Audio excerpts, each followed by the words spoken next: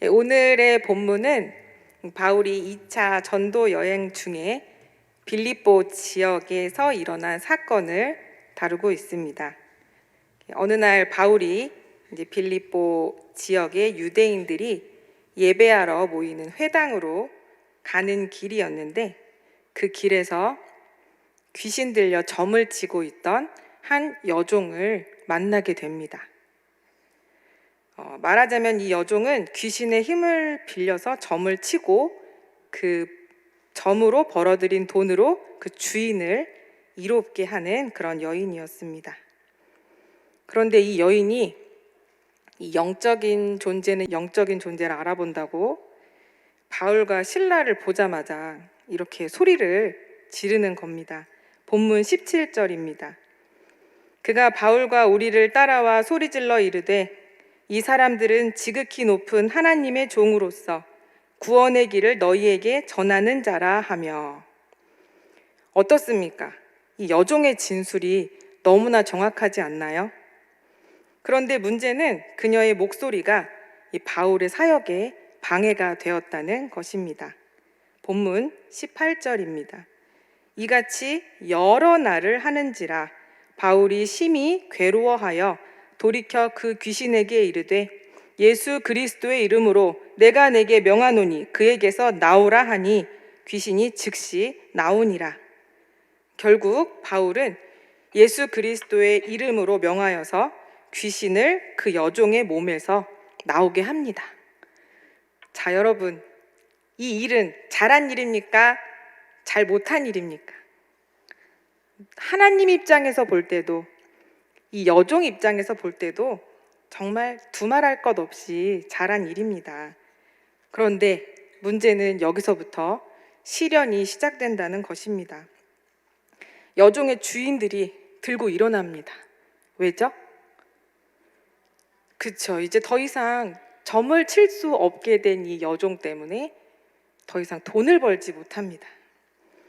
아무튼 이 주인들이 단단히 화가 나서 바울과 실라가 유대인이라는 것을 알고는 그들에게 누명을 씌워서 고발을 합니다. 본문 20절입니다. 상관들 앞에 데리고 가서 말하되 이 사람들이 유대인인데 우리 성을 심히 요란하게 하여. 당시 로마에서는 반유대적인 분위기가 아주 팽배했습니다. 왜냐하면 로마의 다양한 식민지에서 일어나는 폭동의 중심에 유대인들이 항상 있었기 때문입니다. 가만히 보면은 유대인과 한국인은 공통점이 좀 많은 것 같습니다. 세계에서 제일 머리가 똑똑한 1, 2위가 한국인 유대인이라고도 하고요. 교육열도 엄청나지만 특히 이 다혈질, 좀 욱하는 성미, 그리고 보면 무슨 일이 생기면 유대인들은 일단 옷을 찢습니다. 그리고 죄를 뒤집어 쓰죠. 그리고 목숨을 걸고 싸우는 그런 민족입니다. 그래서 유대인이라는 신분만으로 로마 사회에서 곱지 않은 시선을 받았습니다. 여종의 주인들은 바로 이 점을 이용해서 유대인인 바울과 실라가 성을 심히 요란하게 한다고 고발을 합니다. 본문 21절입니다. 로마 사람인 우리가 받지도 못하고 행하지도 못할 풍속을 전한다 하거늘. 당시에는 어떤 종교라 해도 로마의 인정을 받지 못하면 불법이었습니다. 유대교는 당시에 로마에 공식적으로 인정을 받고 있었지만 그리스도교는 신생 종교로서 아직 그렇지 못했습니다. 따라서 이 구절에서 받지도 행하지도 못할 풍속은 바로 예수 그리스도를 전하는 것을 의미합니다. 그렇게 예수님의 이름으로 귀신을 쫓아낸 일이 본의 아니게 큰 범죄가 되어 버렸습니다. 그리고 이제 시련이 더 깊어집니다. 여종의 주인들이 억지 고발을 할 때 주변에 있는 무리들이 합세해서 거짓 증언을 하였고요. 상관들은 이에 발맞춰 가혹한 벌을 내렸습니다. 결국 바울과 실라는 옷이 찢겨 벗김을 당한 채 많은 매를 맞고 옥에 갇히는데요. 당시에 바울과 실라가 갇힌 옥이 또 그냥 옥이 아니었습니다. 당시에 로마 제국은 세 가지 종류의 감옥이 있었는데, 외부 감옥이라는 곳은 햇빛도 들고 또 공기도 쐴 수 있는 곳이었고요. 내부 감옥은 좀 더 깊숙한 곳에 있었고 견고한 빗장을 치고 잠그는 곳이었고 주로 중죄인들을 가뒀습니다. 본문이 말하는 깊은 옥은 바로 이 내부 감옥을 의미합니다. 주로 돌로 지어졌고 지하로 파놓은 로마 감옥은 싸늘한 냉기가 올라오는 죽음을 기다리는 장소였습니다. 더욱 고통스러운 것은 바울과 실라의 발에 무엇을 채웠다고 했죠? 착고를 채웠습니다. 착고는 이제 족쇄의 일종인데, 옛날에 우리 감옥에 보면 이렇게 칼이라는 걸 이렇게 차고 있지 않습니까? 이걸 발에 찼다고 생각하시면 됩니다. 두 발을 나무판으로 넓게 찢어서 고통을 주는 것입니다. 한번 상상을 해볼까요? 온몸은 지금 두드려 맞았습니다. 그리고 두 발은 강제로 벌려져 있고요. 그리고 앞이 보이지 않는 캄캄한 내부 감옥에 갇혀 있습니다. 얼마나 고통스러운 상황인가요? 그런데 이 고통이 왜 시작이 됐죠? 선한 일 때문에, 착한 일.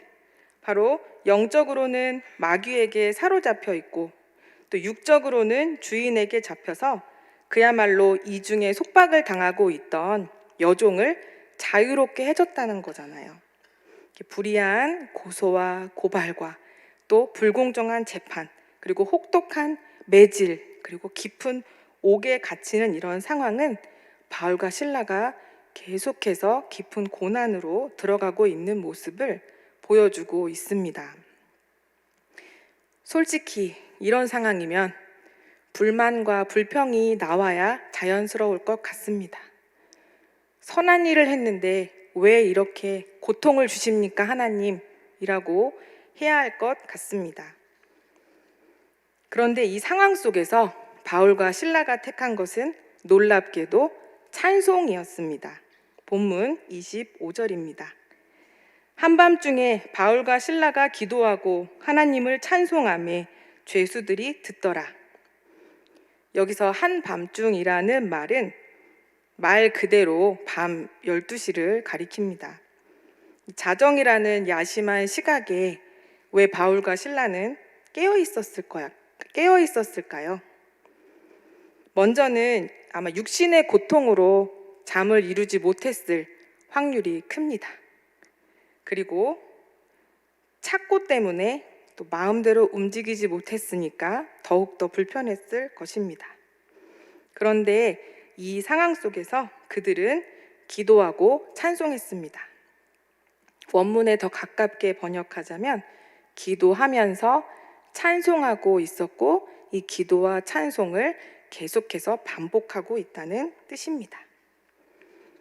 저는 여기서 궁금한 것이 하나 있었는데, 과연 바울과 실라가 어떤 기도와 어떤 찬송을 했을까요? 사도행전 16장 전체를 읽어보면 그 내용을 예상할 수 있는데요. 적어도 그 기도가 자신들을 옥에서 풀어달라, 빨리 이 고통에서 벗어나게 해달라는 기도의 내용은 아니었습니다. 왜냐하면 만약에 바울이 그런 기도를 풀려나길 원했다면 애초에 바울이 로마 시민권자임을 밝혔으면 아예 감옥에 안 갔겠죠. 아니면 지금이라도 나 로마 시민권자입니다 하면 바로 풀려날 수 있습니다. 그런데 그 권리를 사용하지 않았거든요. 그렇다면 이들은 어떤 찬송과 어떤 기도를 했을까요? 추측하기로는 비록 모진 매를 맞고 감옥에 갇힌 상황이지만 그럼에도 불구하고 하나님이 하실 일이 있다. 하나님은 지금도 일하고 계신다. 나를 통해 일하소서. 하나님 높임 받으소서. 이런 종류의 감사와 찬양이었을 것입니다. 아마 오늘날로 생각했을 때 저는 이런 찬양을 하지 않았을까라고 생각했습니다. 예수님 찬양, 예수님 찬양, 예수님 찬양합시다. 예수님 찬양, 예수님 찬양, 예수님 찬양합시다. 아멘. 이들의 찬송은 크게 두 가지 중요한 의미가 있습니다. 첫 번째, 바울과 실라의 찬송은 어떤 상황과 환경 속에서도 하나님의 주권을 인정하고 하나님의 하실 일이 있음을 고백하는 행위였다는 것입니다. 바울이 정말 대단한 사람인 게요. 성령이 옥으로 자신을 인도하면 그 옥에서 복음을 전하고요. 매질을 당하면 매를 때린 사람에게 복음을 전합니다.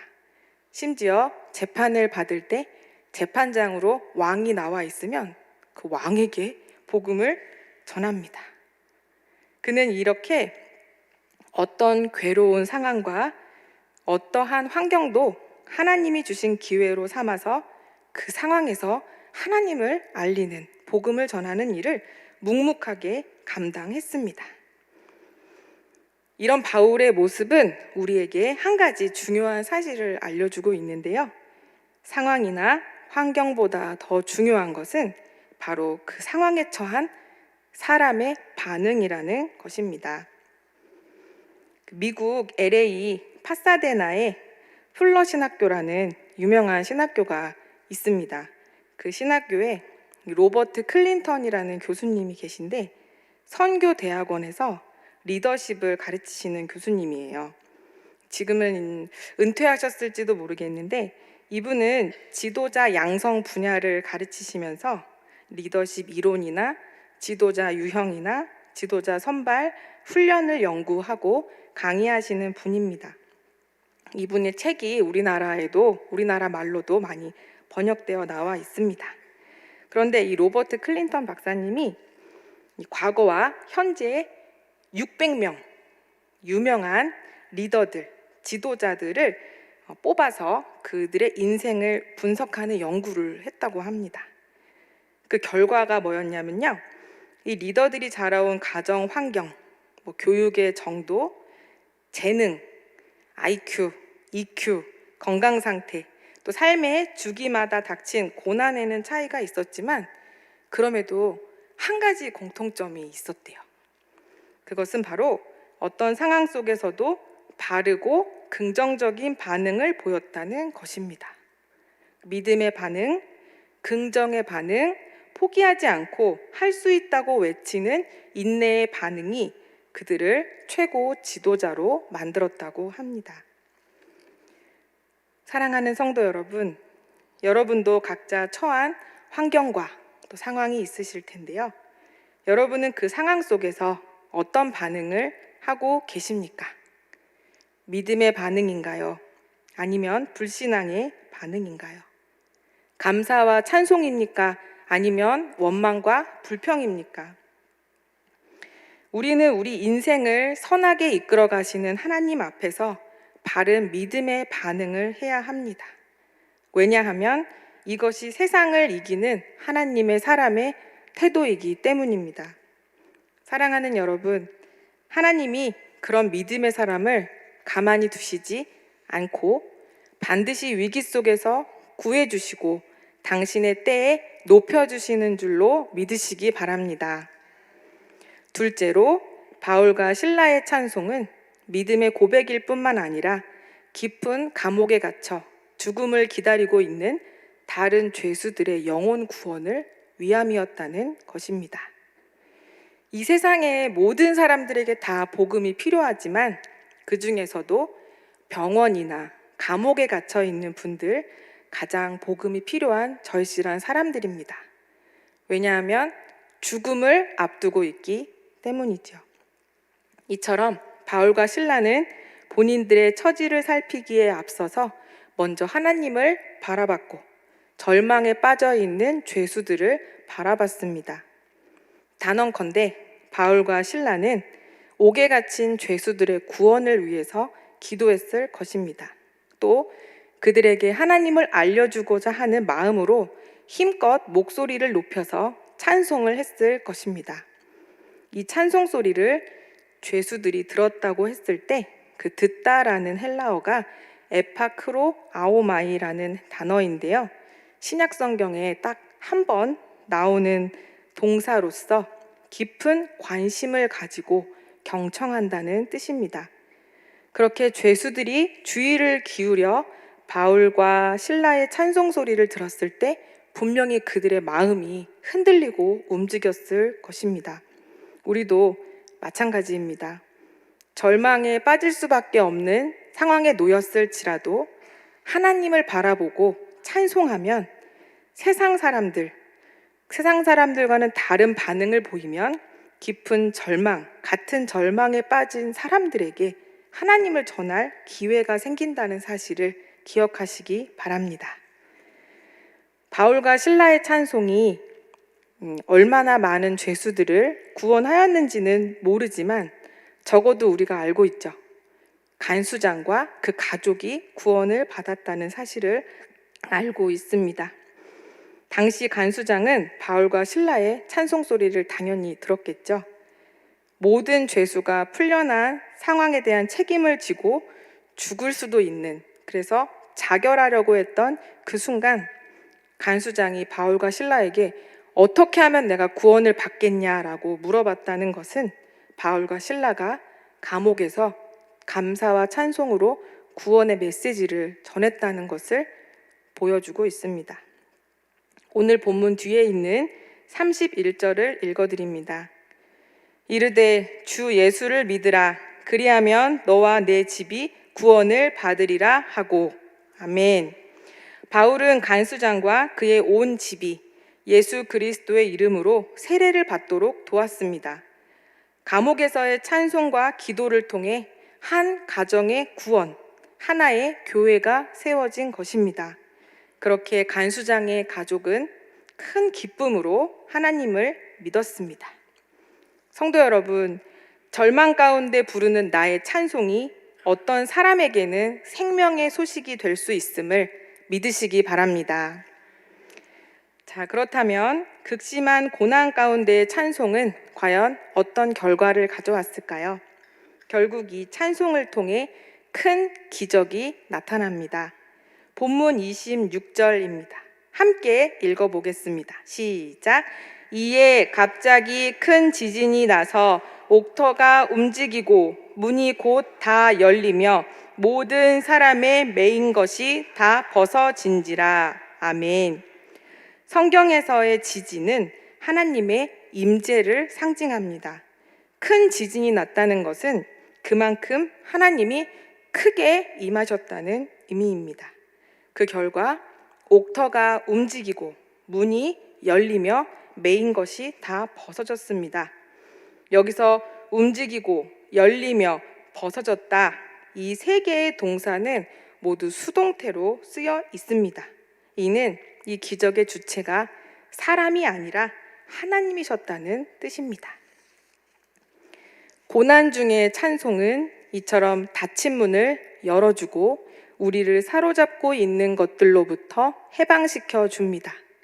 무엇보다 극심한 문제 상황 속에서 올려드리는 찬송은 놀라운 기적을 일으킵니다. 성도 여러분, 찬양하십시오. 감사하십시오. 이해할 수 없는 환경에 놓여 있다면 더더욱 그렇게 하시기 바랍니다. 그러면 하나님이 개입하실 것입니다. 하나님이 판을 흔드실 거고 닫힌 문을 열어주실 것입니다. 말씀을 맺습니다. 사랑하는 광석교회 성도 여러분, 우리가 살면서 고난을 겪지 않는다면 얼마나 좋을까요? 그러나 그런 인생은 없습니다. 우리가 하나님의 영광을 위해 살기로 했다면 고난은 더더욱 피할 수 없습니다. 고난 자체는 분명 즐거운 일일 수 없지만 그럼에도 그 고난 가운데서 하나님을 찬송할 수 있다면 그것은 주님 안에서 정말 아름다운 일입니다. 그리고 어떤 상황 속에서도 하나님께 전심으로 찬양과 감사의 제사를 드릴 수 있다면 바로 그런 사람에게 하나님의 기적이 나타나는 줄 믿으시기 바랍니다.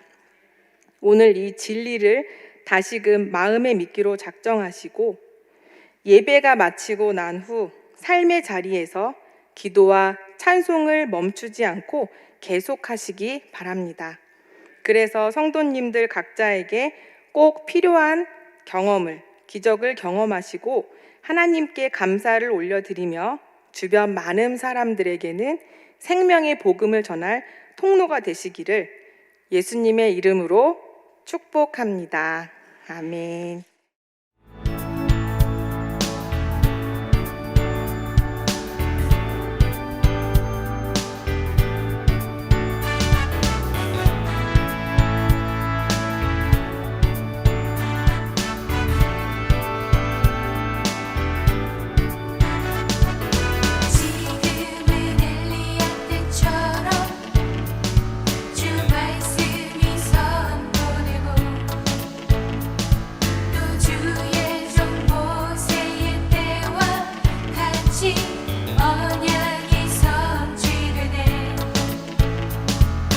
전쟁과 기근과 핍박 발라